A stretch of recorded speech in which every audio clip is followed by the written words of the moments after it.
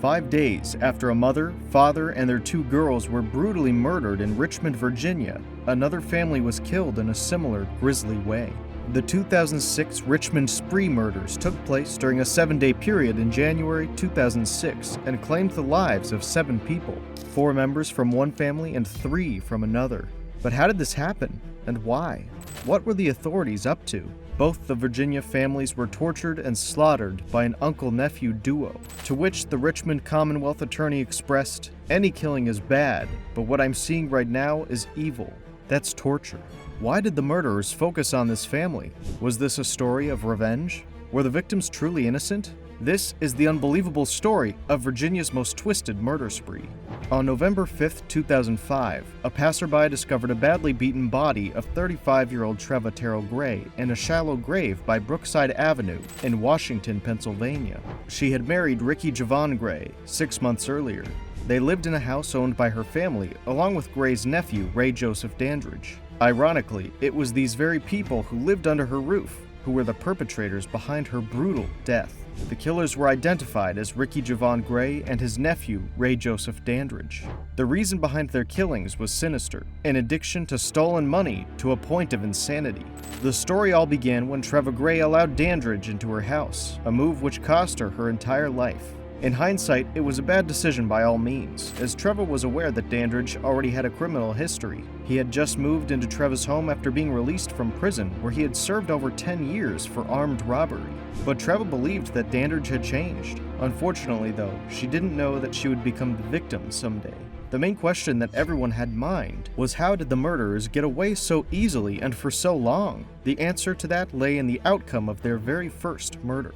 The family dynamics played a huge role in the events that followed the crime, the main one being that Treva's stepfather didn't trust her husband Gray one bit. According to her stepfather, Gray committed domestic violence against Treva regularly, and they even saw claw marks on Ricky Gray's forearm the day Treva's body was found. So, despite it being obvious that the uncle-nephew duo mercilessly killed her after beating her, the same couldn't be proven, as the stepfather believed that her husband was the killer.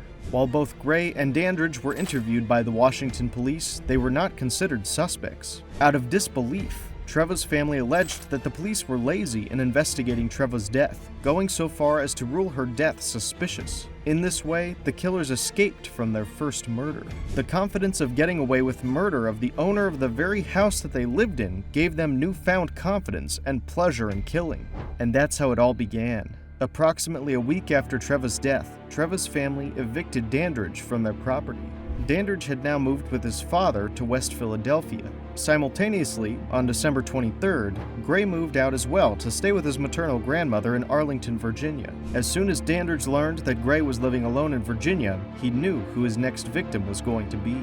Though Dandridge was staying with his grandmother, who couldn't do much to stop him, he realized Gray was effectively on his own.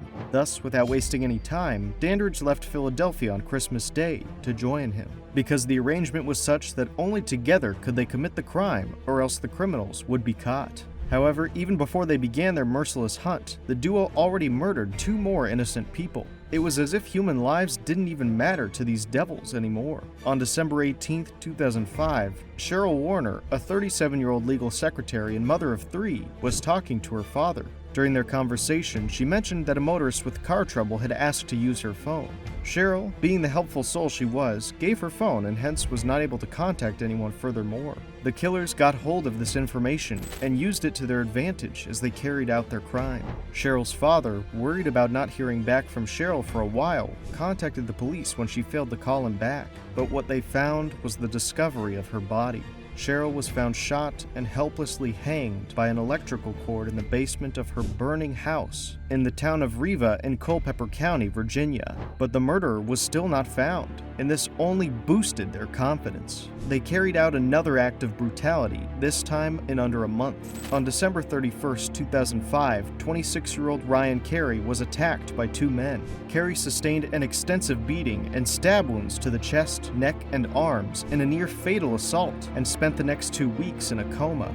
The poor soul also permanently lost the use of his right arm. And here again, the criminals were never arrested. This encouraged the monsters to embark on Virginia's most twisted murder spree.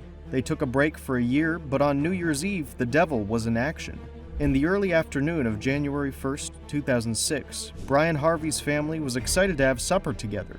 This family was the murderer's new mission. The 49-year-old Brian Harvey was quite a popular figure in Virginia, as he was the lead singer and guitarist of House of Freaks, a two-man college rock band in Richmond, and the wife, Catherine Harvey, was the co-owner of a popular local toy shop in Richmond called World of Mirth, the half-sister of American actor Stephen Culp. Both killers, Ricky Javon Gray and Ray Joseph Dandridge, entered the house when Harvey, Catherine, and one of their two daughters, Ruby, was inside. Gray immediately bound Catherine, Brian, and Ruby in their basement with electrical cord and packing tape, while Dandridge searched the entire house for items to steal. As this was happening, Stella, their second daughter, returned home from a friend's house. Gray briefly unbound Catherine so she could retrieve Stella from the upstairs, and during a brief interaction with Stella's friend's mother, Catherine was described as looking pale and ashen. If Catherine had told her about the ongoing situation inside, it was possible that they would be alive, but she was too scared to do so. Now, all four members were bound in the basement until Gray ended up cutting the throats of all four of the family members and then horribly hitting each in the head multiple times with a claw hammer shortly thereafter. After making sure they were all dead, Gray and Dandridge tipped over an art easel in the basement, poured wine over the top of it, and lit the easel on fire in an attempt to destroy the crime scene. However, the autopsy report was enough to determine the cause of death. The examiner said Brian and Catherine died of blunt force trauma to the head, while Stella of smoke inhalation and blunt force trauma to the head, and Ruby of stab wounds to her back, one of which punctured her lung.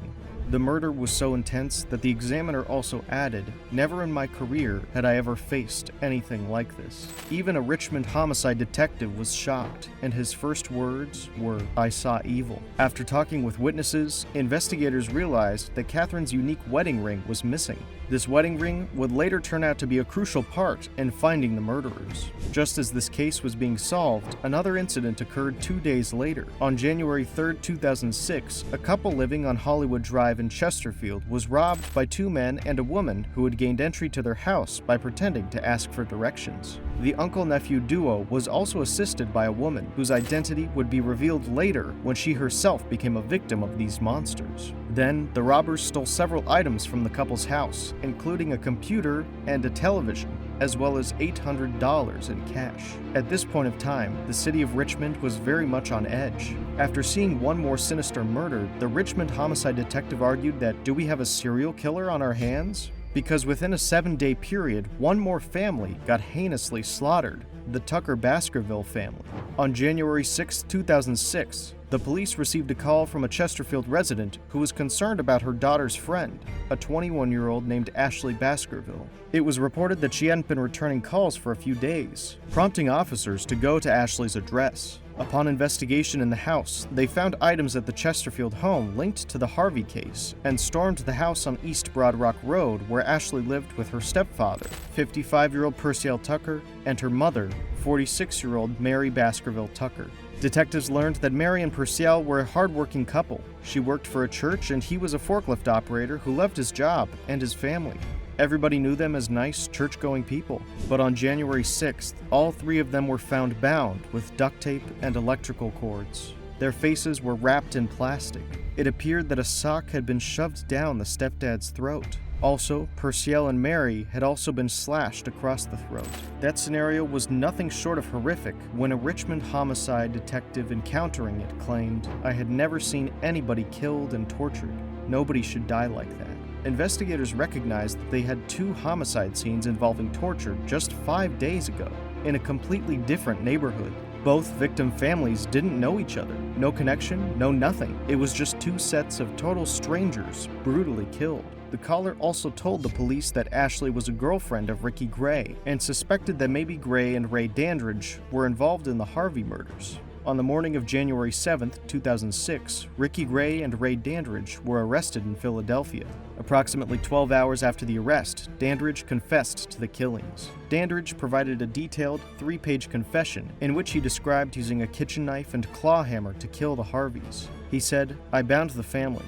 I don't believe sorry is strong enough. None of this was necessary."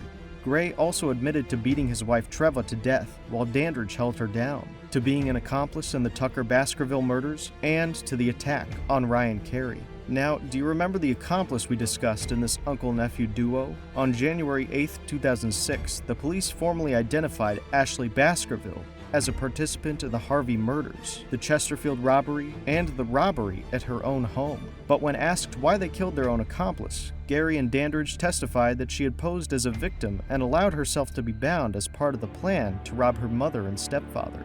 However, things just went wrong, and Gray just got tired of the girl, so he decided to kill her and take her parents' car. Then, on February 9, 2006, Ricky Javon Gray was charged with 5 counts of capital murder in the Harvey killings, 1 charge for killing more than once in a 3-year period, 1 charge for committing more than 1 killing in a single act, 1 charge for killing in commission of a robbery, and 2 charges for killing a child under 14 years of age. He was pronounced dead at 9:42 p.m. following a lethal injection at the Greensville Correctional Center in Jarrett. On the same day, Ray Joseph Dandridge was charged with 3 counts of capital murder in the Tucker Baskerville killings and was sentenced to life in prison. All these cases are evidence that it isn't always true that criminals only attack people they know. Being a criminal is itself indicative of a psychopathic mindset. So stay safe until we return with our next horrifying case. Also, don't forget to like and subscribe to our channel. Thank you for watching.